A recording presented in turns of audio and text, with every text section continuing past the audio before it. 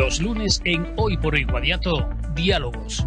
Un encuentro con el mundo de la ciencia, de las letras. Diálogos. Francisco Javier de los Ríos te invita cada lunes a las 13:30 a una entrevista al detalle con invitados de renombre provincial, nacional e internacional.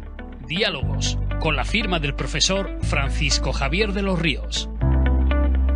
Buenas tardes, 13:30 de la tarde del lunes 4 de mayo y vamos a dar comienzo a nuestro programa semanal de diálogos. En esta ocasión nos acompaña el doctor Manuel Tena Sempere, que es catedrático de Fisiología en la Universidad de Córdoba, doctor honoris causa en Medicina por la Universidad de Turku, en Finlandia, e investigador líder en el Instituto de Investigación Biomédica de Córdoba, el IMIBIC. Es también investigador principal en la Red Española de Investigación en Obesidad y Nutrición. Su área de especialización es la neuroendocrinología de la reproducción y el metabolismo, con un enfoque en los mecanismos neurohormonales y moleculares para el control de la pubertad y la fertilidad en mamíferos y su modulación por señales metabólicas y obesidad. Sus principales líneas, aparte de lo mencionado, el control neuroendocrino de la pubertad y la reproducción, la regulación metabólica de la fertilidad, los mecanismos del hipogonadismo inducido por la obesidad, las alteraciones asociadas a patologías reproductivas como el síndrome de ovario poliquístico y la identificación de nuevas dianas terapéuticas en el ámbito reproductivo y metabólico. Ha publicado más de 350 artículos en revistas científicas internacionales de altísimo impacto como Nature o PLNAS. Es uno de los científicos más citados y premiados de nuestro país, ocupando puestos de relevancia en la Sociedad Europea de Endocrinología y ha contribuido de manera decisiva a la caracterización del papel fisiológico de las quispectinas, que posteriormente nos aclarará lo que es. En el control de la función reproductiva, así como del control metabólico de la pubertad y la fertilidad. Entre otros premios, destaca el premio Richard Weizmann de la Sociedad Americana de Endocrinología, que primera vez concedido a un científico español, el premio Geoffrey Harris en 2023, el reconocimiento más prestigioso de la Sociedad Europea de Endocrinología en el campo de la neuroendocrinología, el premio Revista Europea de Endocrinología y recientemente la Sociedad de Endocrinología Norteamericana lo ha designado editor jefe de la revista Insignia Endocrinology a partir de enero del 26. Creo que es el momento de darle la bienvenida al doctor Manuel Tena Sempere. Doctor Tena Sempere, buenas tardes. ¿Qué tal, Javier? Buenas tardes. La verdad, bienvenido al programa. Es un honor y un privilegio tenerle hoy con nosotros. Usted es, como he dicho, catedrático de Fisiología en nuestra universidad, investigador principal del IMIBI, una de las figuras más influyentes a nivel mundial en neuroendocrinología. Ha descifrado algunos de los secretos más profundos del cerebro humano, como controla la pubertad, la fertilidad, el metabolismo.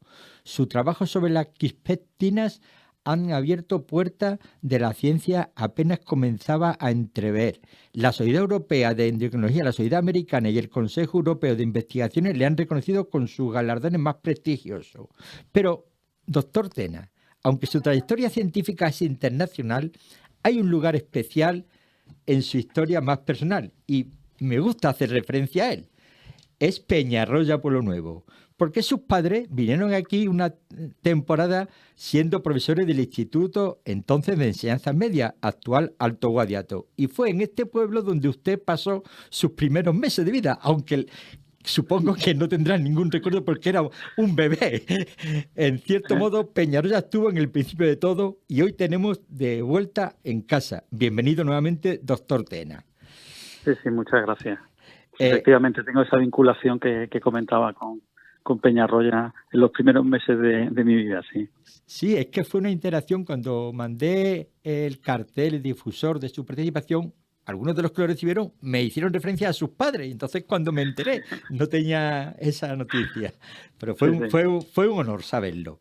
Bueno, sí. Para no perder el tiempo, porque lamentablemente el tiempo de la radio es como es, ¿en qué momento decidió que tu vida iba por la ciencia y por la medicina? Bueno, en principio yo primero decidí ser médico y después decidí ser científico, aunque de alguna manera fue un poco, ambas cosas fueron de la mano. Mientras que estaba estudiando bachillerato, la medicina era la disciplina que más me gustaba y decidí estudiar medicina. Pero en parte también quizá por el modelo que veía en mi propia familia. Mis padres ambos son profesores de la universidad, aunque en campos distintos, diferentes de la medicina. Pues siempre me atrajo mucho la investigación científica y pensé que la medicina era un buen ámbito donde por lo menos poder explorar la posibilidad de desarrollar esa carrera científica que estaba un poco supeditada a muchas circunstancias. O sea que primero quise ser médico y después finalmente científico, aunque yo creo sinceramente que en mi caso son realidades que van las dos de la mano. Bueno, ¿cómo explicaría a alguien sin formación científica qué es la neuroendocrinología? ¿Y por qué es tan decisiva para la salud humana? Bueno, en principio la neuroendocrinología es una disciplina relativamente reciente porque, digamos, formalmente se constituyó probablemente a mediados del siglo XX, a partir del reconocimiento de la importancia tanto de las hormonas por una parte como del cerebro por otra en el control de básicamente todas las funciones que definen nuestro organismo. En ese sentido, la neuroendocrinología es la disciplina que, como de alguna manera indica su nombre, aúna o integra los mecanismos de regulación que por una parte o los que participa por una parte el cerebro y por otra parte las hormonas para el control de distintas funciones del organismo que incluyen pues la reproducción, el crecimiento, el metabolismo, la regulación de la temperatura y todas las distintas, el crecimiento como he mencionado anteriormente y todas las distintas facetas que caracterizan a un organismo vivo en estado de salud y que eventualmente cuando se alteran esos mecanismos puede dar lugar a enfermedades que son tan frecuentes en nuestro día a día actual como por ejemplo la obesidad, como por ejemplo las alteraciones reproductivas que se han mencionado anteriormente. También he mencionado una palabra que yo la verdad he tenido que buscar un poquillo de información, no tengo nada, pero que seguro que usted nos aclara. ¿Qué son exactamente esos péptidos quispectinas? ¿Y por qué su descubrimiento supuso una revolución en el campo de la reproducción? Bueno, pues las quispectinas son un ejemplo claro de lo que es la neuroendocrinología. En la práctica, por decirlo de una manera muy sencilla, son unas señales que producen ciertas neuronas de nuestro cerebro y que operan como interruptores que activan o inactivan el eje reproductor en distintas circunstancias y en distintos momentos de la vida, por así decirlo. Hasta el año 2003 realmente se desconocía la existencia de estas moléculas, o mejor dicho, lo que se desconocía era el papel que estas moléculas podrían tener en el control de la función reproductiva, desde los momentos más tempranos de la diferenciación sexual del individuo hasta la pubertad y posteriormente la fertilidad. Pero en ese año, dos grupos, uno basado en Francia y otro un consorcio americano y británico, descubrieron que cuando ese sistema no funciona correctamente, la manifestación de enfermedad que aparece es una alteración reproductiva caracterizada por ausencia de pubertad e infertilidad. Y eso, de alguna forma, fue un toque de atención a nivel mundial que nos afectó también a nosotros, a mi grupo, que en aquel momento era un grupo pequeño y, digamos, todavía en crecimiento, porque de alguna forma puso de manifiesto la importancia de estas moléculas y para nosotros fue el pistoletazo de salida para intentar averiguar cómo funcionan y cómo se regulan y de qué manera pues participan de una manera tan relevante y tan importante en el control de los distintos aspectos de nuestra función reproductiva.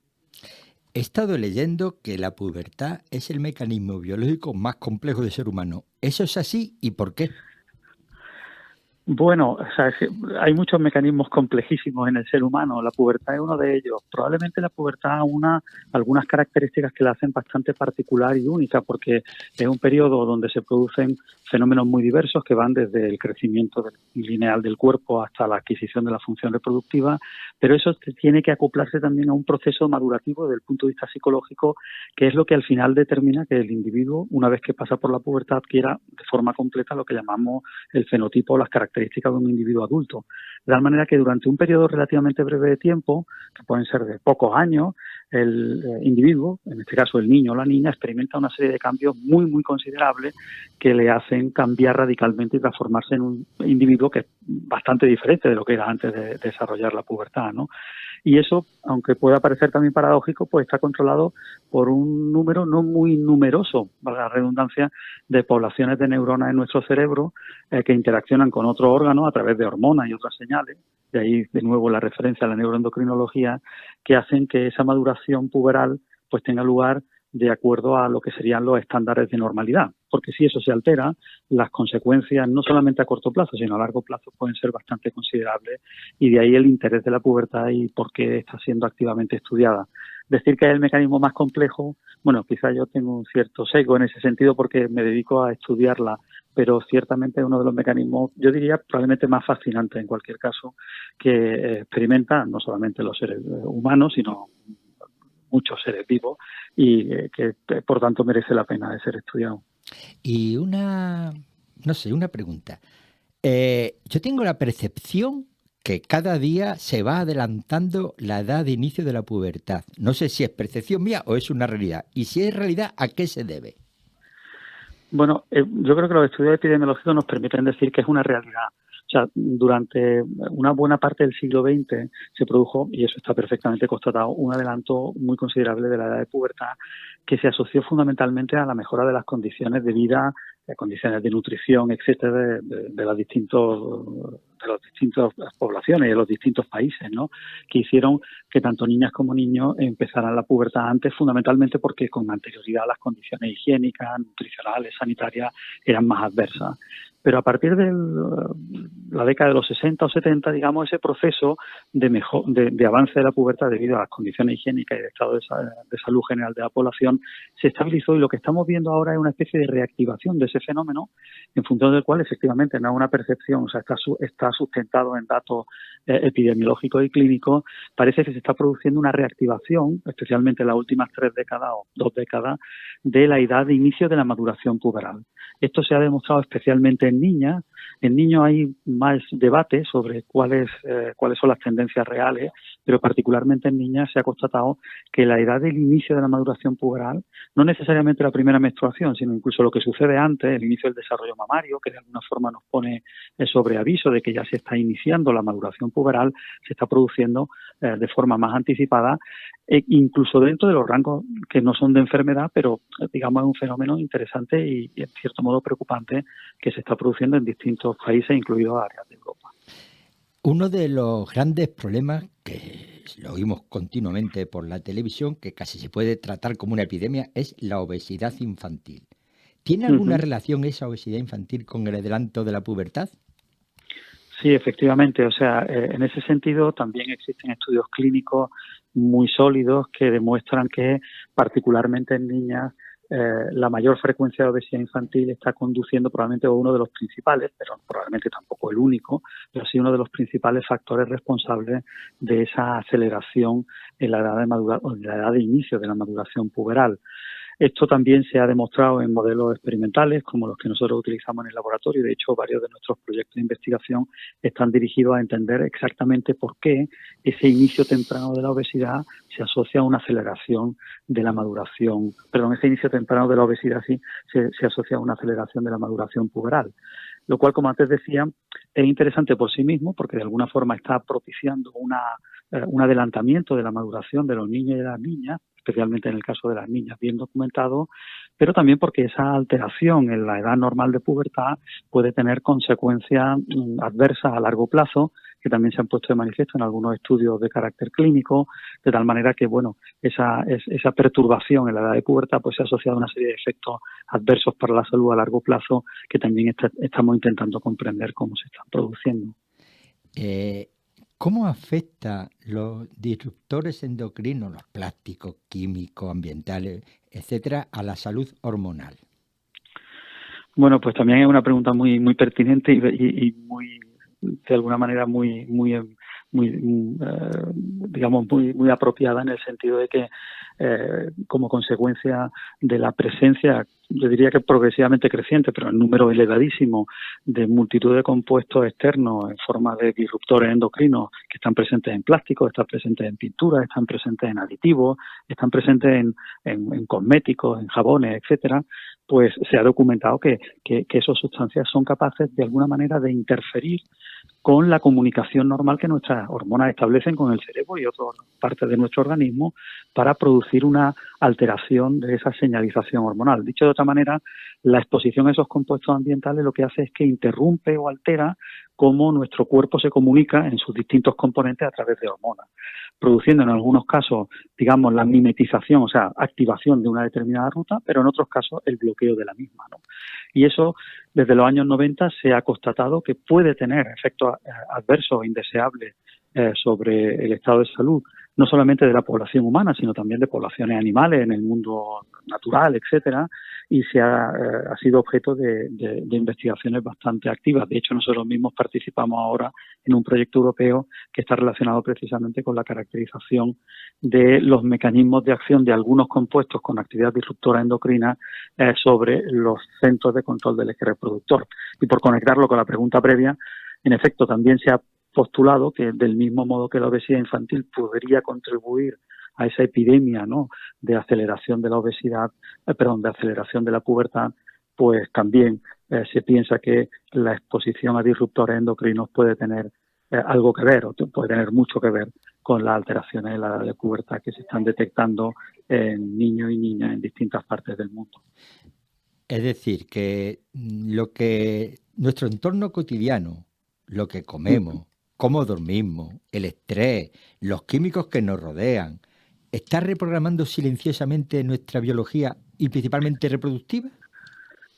Sí, totalmente. O sea, en ese sentido ahora hay un término también muy en boga que es el término de exposoma, ¿no?, que de alguna manera lo que viene a intentar definir es el conjunto de factores que nos rodean, que de alguna forma interaccionan con nuestros genes y con nuestro cuerpo y que determinan en gran medida cómo funciona ese organismo en las distintas situaciones, ¿no?, tanto en estado de salud como en estado de enfermedad. Y en ese exposoma, pues evidentemente hay una gran cantidad de factores que empiezan desde los factores nutricionales, siguen con los factores ambientales, incluidos los compuestos con actividad disruptora endocrina, el estrés y cualquier otro factor, digamos, determinante que pudiera contribuir a esa interacción. O sea que, en ese sentido, digamos que el estudio de esos factores que conforman el exposoma es muy importante a la hora de determinar cómo nos enfrentamos a las distintas situaciones de enfermedad, porque pueden ser, o en esos factores que constituyen el exposoma encontramos probablemente algunos de los principales determinantes del curso y la gravedad de muchas de las enfermedades que encontramos en nuestro entorno. ¿Y cree usted que estamos ante una crisis, por todo esto que estamos hablando, una crisis de fertilidad en las sociedades modernas? ¿Y qué futuro augura usted en ese tema? Bueno, en relación con lo primero, sobre la crisis de fertilidad, evidentemente hay una crisis de fertilidad constatable en los números, ¿no? Es decir, la índices de fecundidad en países de nuestro entorno, empezando por España, son no solamente alarmantemente bajos, sino que están en franca disminución, ¿no? Es decir, que en ese sentido parece claro que esa crisis de fertilidad existe. Que esta crisis de fertilidad sea achacable a un factor concreto, incluidos factores biológicos, es algo que está en estudio. Yo creo personalmente que sí, pero es evidente también que las bajas tasas de fecundidad o los índices de natalidad tan reducidos que presentan en países como España no se ven solo un empeoramiento de la salud reproductora, sino también una serie de circunstancias que van desde factores sociales, económicos, etcétera, que hacen que probablemente los distintas parejas e individuos pues busquen la paternidad y la maternidad en etapas más posteriores de la vida, ¿no? Y eso también evidentemente reduce la ventana biológica de oportunidad de tener descendencia. Por tanto, ¿estamos ante una crisis de fertilidad? Evidentemente. ¿Cuáles son los factores que lo determinan? Hay una gran cantidad de factores que incluyen, por supuesto, factores sociológicos, factores económicos, etcétera, pero no hay que olvidar tampoco los factores biológicos. Hay países en Europa, como por ejemplo los países escandinavos, donde aproximadamente 1 de cada 6 o cada 5 gestaciones se producen por técnicas de reproducción asistida. Y eso se debe, como antes decía, a situaciones tales como el retraso en el inicio del deseo de tener descendencia, pero también probablemente a un empeoramiento global de la salud reproductiva que hace que cuando se decide tener descendencia pues pueda ser más complicado y eso obligue a la búsqueda de técnicas para poder controlar, los problemas de fertilidad que pudieran haber aparecido en esas parejas, en esos individuos que buscan la paternidad. Doctor Tena, su grupo acaba de publicar en Nature Communication resultados prometedores sobre nuevos tratamientos para el síndrome de ovario poliquístico. ¿Qué supone ese avance para las mujeres que padecen esta enfermedad?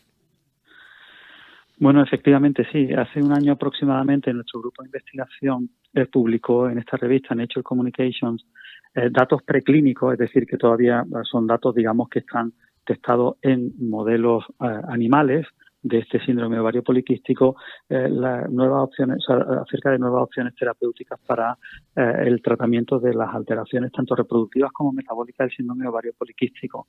A nosotros nos interesa especialmente el síndrome de ovario poliquístico, primero porque es una enfermedad muy frecuente, aunque no se tenga constancia de ello, es probablemente la endocrinopatía más frecuente en mujeres en edad reproductiva, puede afectar hasta el 15 o el 20% de todas las mujeres en edad fértil, y la mayor parte de los tratamientos son tratamientos de tipo, digamos, sintomatológico, sin que se hayan realizado grandes avances en cuanto al tratamiento de las bases que causan los problemas de esta enfermedad. Una enfermedad, además, que no solamente implica alteraciones reproductivas, sino que también lleva aparejada en muchas ocasiones problemas metabólicos severos, resistencia a insulina, obesidad, alteraciones hepáticas, etcétera. En ese contexto, como nuestro grupo trabaja en la interfaz entre el metabolismo y la reproducción, es, por así decirlo, una enfermedad de referencia. Y en este sentido, nosotros estamos utilizando modelos preclínicos para intentar, de alguna forma, mimetizar las condiciones de este síndrome, y en ese contexto publicamos una serie de estudios en los que testábamos la nueva generación de fármacos contra la obesidad, estos famosos derivados del GLP-1 que ahora están tan en boga como los Ozempic, pues nuevas variantes de esos compuestos que parece que tienen, especialmente algunos de ellos, propiedades especialmente, digamos, favorables en el manejo de las complicaciones metabólicas del síndrome de ovario poliquístico. Como estos compuestos, por otra parte, algunos de ellos ya están en el mercado, esperamos que estas nuevas evidencias científicas pues ayuden a definir la posible utilidad de esas nuevas terapias en el manejo de las alteraciones metabólicas del síndrome de ovario poliquístico.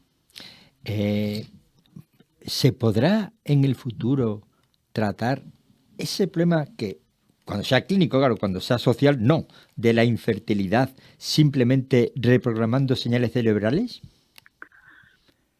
Bueno, en principio, claro, en principio, digamos, los problemas de la fertilidad pueden tener orígenes muy diversos, ¿no? Entonces, claro, aparte de las, digamos, condicionantes sociales que hemos comentado, en el catálogo global de enfermedades reproductivas hay algunas que tienen una base, digamos, más cerebral o central y otras que tienen una base más periférica o relacionada con la gónada, ¿no? Entonces, en ese sentido, es difícil establecer en qué medida un tratamiento, digamos, general pudiera tener un efecto beneficioso sobre la recuperación de la función reproductiva, porque dependería de cada caso.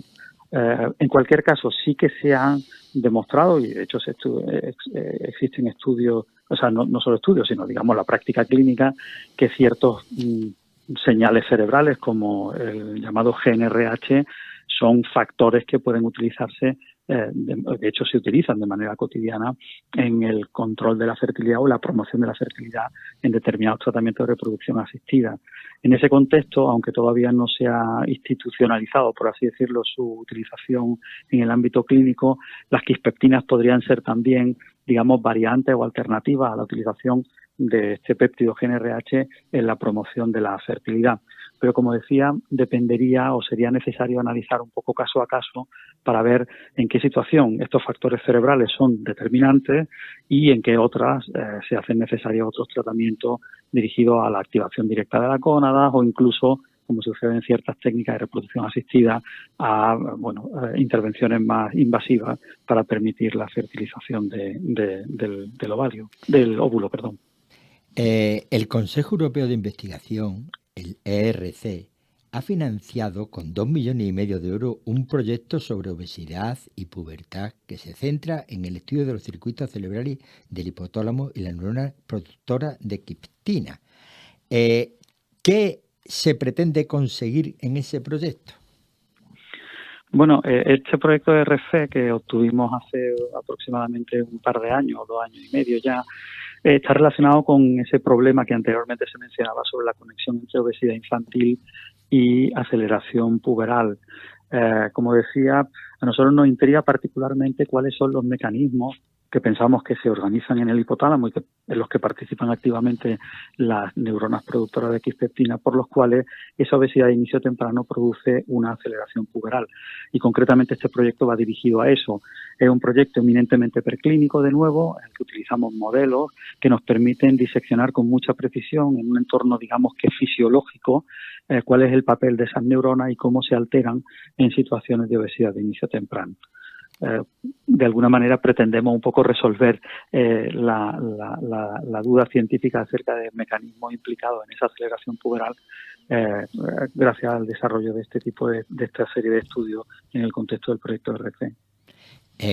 Para Córdoba, la universidad y Reina Sofía, es un orgullo el Centro del Instituto Maimónides de Investigaciones Biomédicas, el IMIBIC. ¿Cuál es el secreto para que compita con la élite mundial? Bueno, es una buena pregunta. Yo creo que hay varios elementos que han sido determinantes para permitir que IMIBIC adquiera el grado, digamos, de protagonismo y relevancia que tiene a nivel internacional.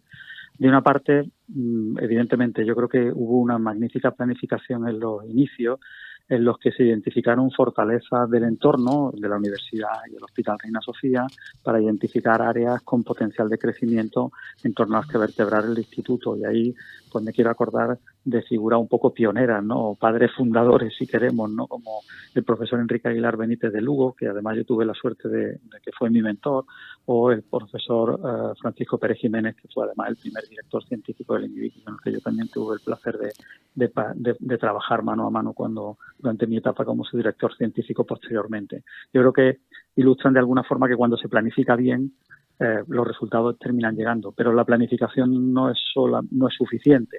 Y yo creo que en ese sentido, pues el apoyo continuado de las instituciones y también, evidentemente, la dedicación de todo el personal que participa y que forma parte de este instituto, pues yo creo que son determinantes para haber conseguido el desarrollo que se ha logrado en este instituto, que no hay que olvidar que se inició en el año 2008 y que se trasladó a sus instalaciones actuales hace tan solo 10 años, o sea que un desarrollo, digamos, bastante considerable en un periodo de tiempo también relativamente reducido. Seguro que sí. Como le he dicho, es un orgullo para Córdoba tener ese instituto.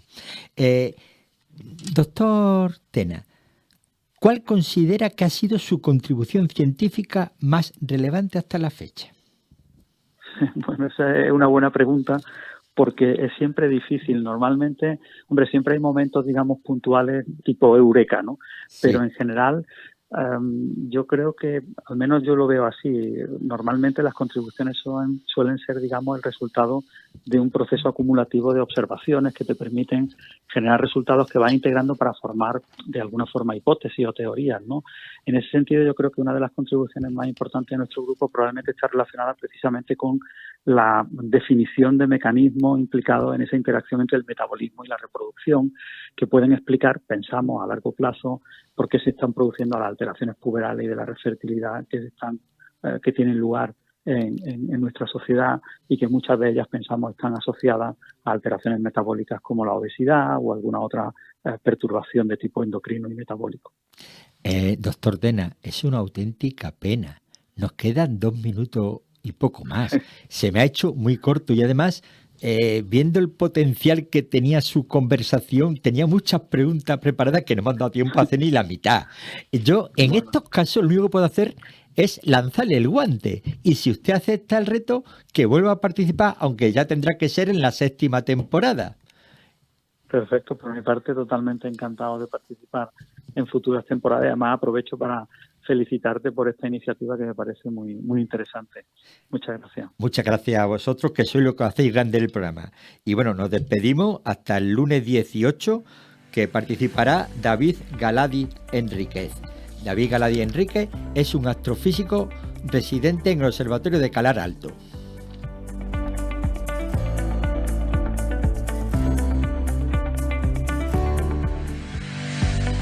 Los lunes en Hoy por Hoy Guadiato, Diálogos.